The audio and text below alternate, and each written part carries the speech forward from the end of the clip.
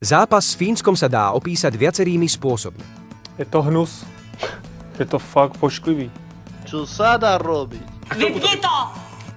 Dejte to pryč. Mne sa z toho dělám dlo. Ale teraz vážne, nalejme si čistého vína a musíme uznať, že tento zápas sme nezvládli. Poviem vám svoj pohľad na danú vec v 3 kapitolách.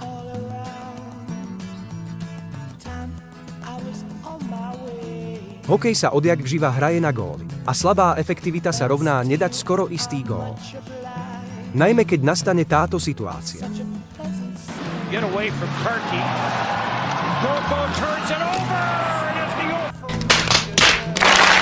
Viem, že tých šancí nebolo veľa, ale keď sme mali nejakú tutovku, mali sme ju využiť.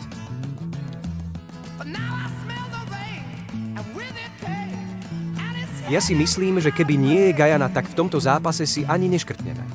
Jeho zákroky boli proste opísateľné jedným slovom. Wow.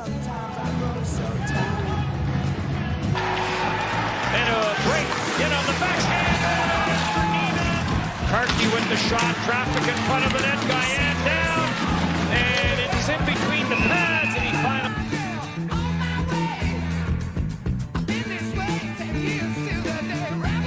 V reakciách niektorých ľudí sa skloňovalo jeho meno často. Tlačenka Štrbák, ktorý nemá ani na druhú ligu, zničil Slovensko. Najlepší hráč Fínska Štrbák. A stop. Je pravda, že urobil obrovitánske chyby v tomto zápase. Môžeme sa na ne pozrieť.